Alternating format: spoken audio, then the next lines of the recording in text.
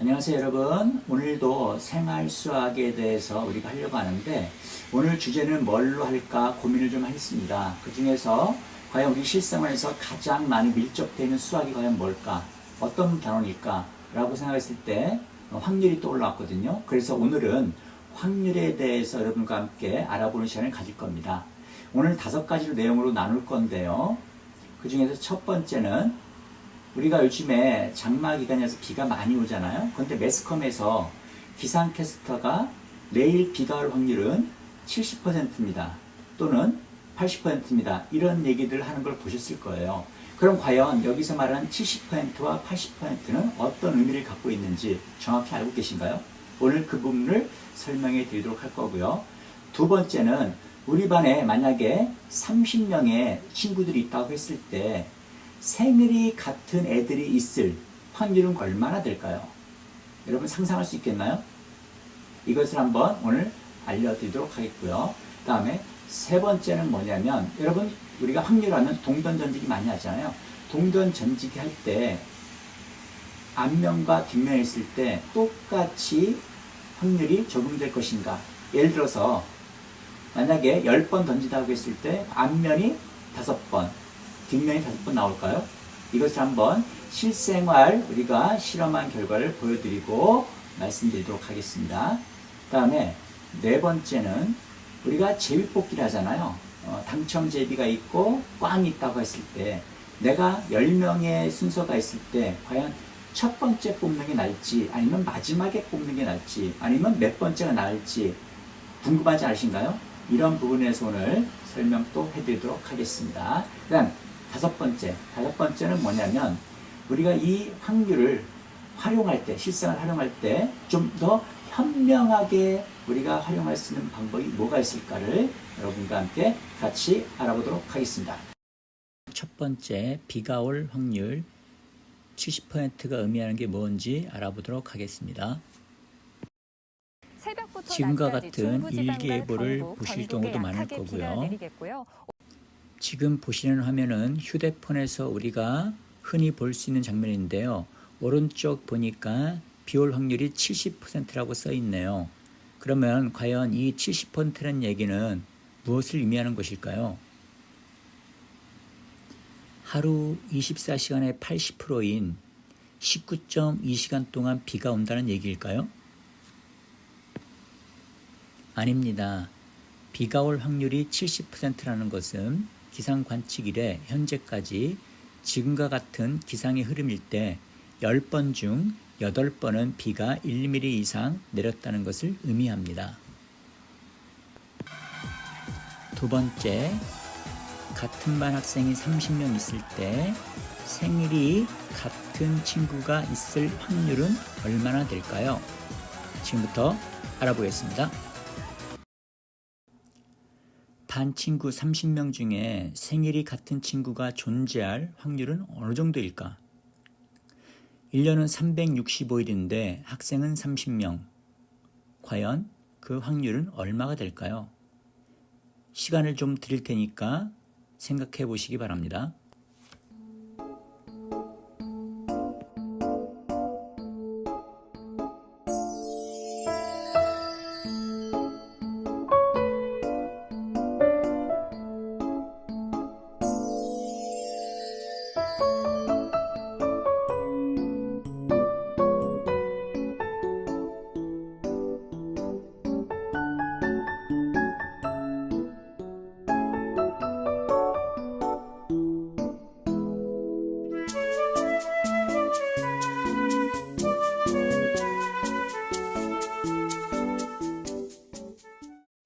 자, 반 친구 30명이 있을 때 이 중에서 생일이 최소한 2명이 같을 확률은 얼마나 될까요?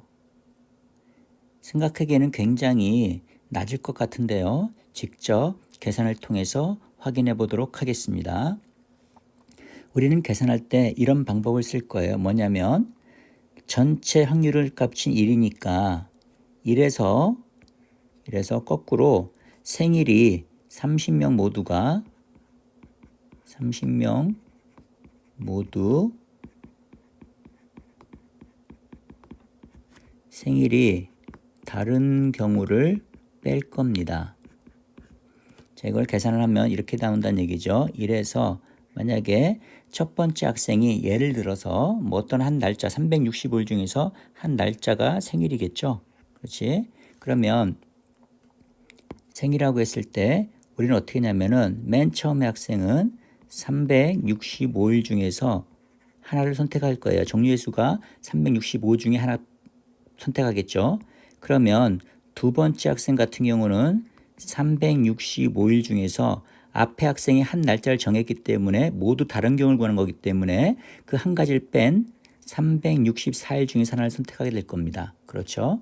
그 다음에 세 번째 학생은 마찬가지로 전체 365일 중에서 앞에 두 학생의 날짜 두 개를 빼야 되니까 363일이 될 것입니다. 이런 식으로 쭉 나갔을 때 마지막 30번째 학생은 당연히 365일 중에서 앞에 학생 29명이 선택한 날짜를 뺀 나머지 얼마? 그렇지. 336일 중에 하나를 선택하게 될 것입니다. 다시 한번 얘기하지만 이 전체 학생 수는 몇 명? 그렇지. 30명을 의미하는 것입니다. 그러면 모두 다를 경우를 뺐기 때문에 이것을 우리가 계산기를 통해서 확인해 보면 이 값은 0.706이 나옵니다. 결국은 이게 무슨 소리냐면 이걸 퍼센트로 따지면 약 70. 얼마? 6%가 나온다는 걸 우리가 알 수 있습니다. 생각보다 굉장히 확률이 높다는 것을 우리가 확인할 수 있습니다. 다른 인원일 경우에는 다음과 같습니다. 40명인 경우에는 같은 생일이 있을 확률이 89.1%, 50명인 경우에는 97%, 70명인 경우에는 99.9%, 거의 100%에 가깝게 존재한다는 확률이 나옵니다. 여러분 생각했던 것보다는 굉장히 높죠? 세 번째에서는 500원짜리 동전을 가지고 돌려봤을 때 앞면과 뒷면이 나오는 경우의 수가 같은지를 실험해 볼 겁니다. 여러분들은 어떻게 생각하나요? 만약에 1000번을 돌렸다면 앞면이 500번, 뒷면이 500번이 나올까요? 여러분은 어떻게 생각하십니까?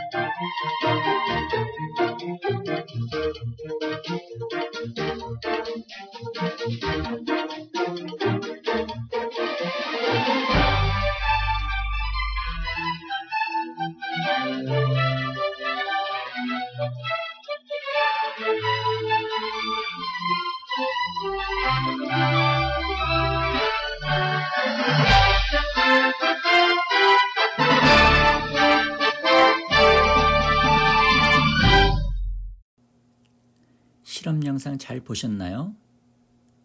우리가 알고 있는 사실 그대로라면 500원짜리 동전의 양쪽 면이 1000번 중에서 약 500번씩 나와야 되는데 실제 실험한 결과는 학이 있는 면이 약 70% 정도까지 나왔습니다. 왜 그랬을까요? 네, 맞습니다. 우리가 생각하는 동전의 확률이라고 하는 것은 양쪽 면이 똑같은 조건일 때 2분의 1씩 나온다는 얘기입니다. 그런데 우리가 지금 실험 영상에 쓴 동전 500원짜리를 보면 한쪽 면은 학이 있고 한쪽 면은 500이라는 수가 써 있습니다. 그렇기 때문에 양쪽 면이 양각되어 있는 부분이 틀리기 때문에 당연히 무게가 양쪽이 서로 틀릴 수밖에 없습니다.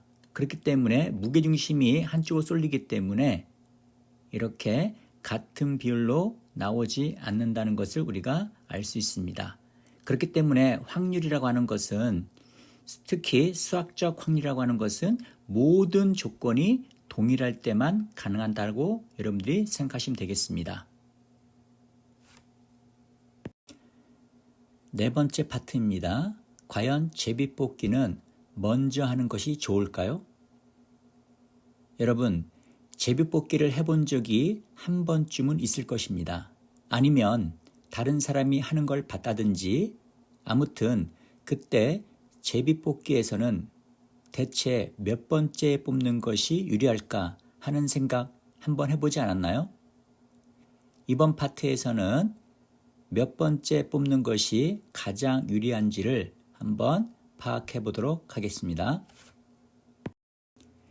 예를 들어 여기 당첨제비 1개와 빗나간 제비 9개, 그래서 모두 10개의 제비가 있다고 합시다. 이 제비를 뽑을 때는 몇 번째 뽑는 것이 과연 가장 유리할까요? 첫 번째 사람이 당첨제비를 뽑았느냐, 빗나간 제비를 뽑았느냐에 따라 두 번째 사람이 제비를 뽑을 때의 상황은 달라질 것입니다. 첫 번째 사람이 빗나간 제비를 뽑았다면 두 번째 사람이 제비를 뽑을 때는 당첨 제비가 1개 남아있지만 첫 번째 사람이 당첨 제비를 뽑았다면 당첨 제비는 더 이상 없겠죠.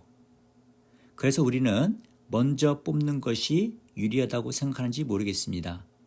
우리의 생각대로 먼저 뽑는 것이 과연 좋은 걸까요?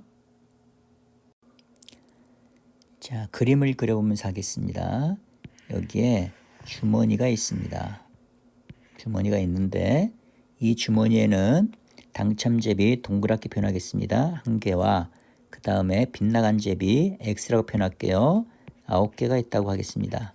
넷, 다섯, 여섯, 일곱, 여덟, 아홉.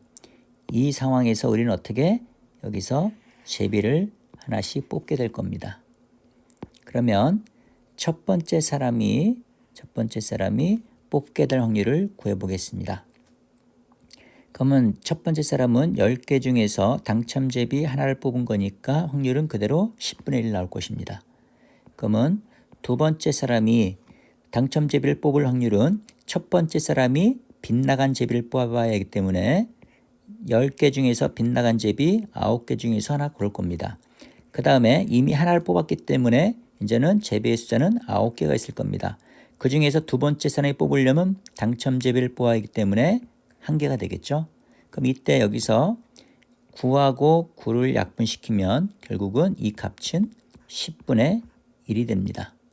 다음 세 번째 사람이 당첨될 확률을 구하겠습니다. 세 번째 사람이 당첨된다는 얘기는 첫 번째와 두 번째 사람은 당연히 빗나간 제비를 뽑았다는 가정하에서 가능한 것이겠죠. 그래서 첫 번째 사람 10개 중에서 빗나간 제비 9개 중에 하나 뽑았겠죠. 자, 두 번째 사람은 당연히 이제는 하나 뽑았으니까 9개 중에서 뭐예요? 빗나간 제비 이제는 8개 중에서 하나 뽑았겠죠. 그 다음에 세 번째는 당첨이 돼야 되니까 8개의 남은 제비 중에서 그 중에 하나 당첨 제비가 되겠죠. 그럼 이때도 마찬가지로 계산할 때 9하고 9, 8하고 8은 서로 약분이 됩니다. 그러므로 계산하면은 이것 또한 10분의 1이 되겠습니다. 그렇죠? 이렇게 쭉 가다 보면 10번째 사람 같은 경우는 9번째까지 전부 다 빗나간 제비를 뽑아야 하기 때문에 전체 첫 번째 사람은 10개 중에서 9개, 그 다음에 두 번째 사람은 9개 중에서 8개, 그 다음에 8개 중에서 7개, 그 다음 7개 중에서 6개, 그 다음에 6개 중에서 5개, 그 다음에 5개 중에서 4개, 그 다음에 4개 중에서 3개, 그 다음에 3개 중에서 2개, 그 다음에 2개 중에서 1개, 그 다음에 마지막 나머지 1개가 당첨제비가 되겠죠. 이것 또한 마찬가지로 약분하게 되면 서로 대각선에서 이렇게 약분이 됩니다. 그러므로 해서 남는 것은 뭐가 남을까요? 그렇죠. 결국은 남는 것은 똑같이 10분의 1이 남습니다. 자, 여러분 보시겠습니다. 지금 우리가 첫 번째 사람부터 10번째 사람이 당첨될 확률, 그러니까 당첨 제비를 뽑을 확률을 구해봤는데요. 자, 첫 번째가 뽑을 확률도 10분의 1, 두 번째 사람이 당첨될 확률도 10분의 1, 세 번째도 10분의 1, 10번째도 10분의 1입니다.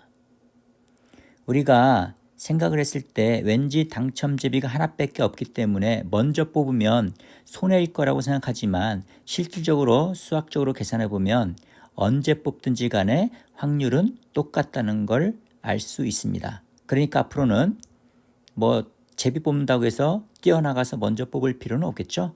천천히 가나 빨리 가나 확률은 똑같습니다. 드디어 마지막 5번째입니다. 이번에는 확률을 제대로 활용하기 파트입니다. 지금부터 확률에 대한 얘기를 할 텐데요. 잘 들어보시고 확률에도 이런 부분이 있구나 라는 것을 아시고 앞으로 잘 활용하시면 많은 도움이 될 것 같습니다. 자, 먼저 그림을 그리겠습니다. 여기에 Y자형 길이 있습니다. 여기서 왼쪽 이 길은 천국을 향한 길이고요. 오른쪽 길은 지옥을 향해 가는 길입니다. 그런데 어떤 사람이 지금 천국을 찾아가기 위해서 길을 걸어가고 있습니다. 그런데 여기에 갈림길이 생겼죠. 왼쪽으로 가야 할까? 오른쪽으로 가야 할까? 고민하고 있을 때 옆에 A와 B라는 두 명의 예언가가 있었습니다. 이 두 사람에게 천국 가는 길을 물어봐야 되는데 A라는 사람이 맞출 확률은 30%, B라는 사람이 맞출 확률은 40%가 되고 있습니다. 여기서 이 사람이 그러면 두 예언가 중에서 내가 제대로 이 천국을 가는 길을 알고 싶으면 맞출 확률 30%인 A와 40%인 B 중에서 어떤 사람에게 물어봐야 천국 가기가 쉬울까요? 여러분들은 이 둘 중에서 누구한테 천국 가는 길을 물어보시겠습니까? A, B. 잠시 생각할 시간 드릴까요?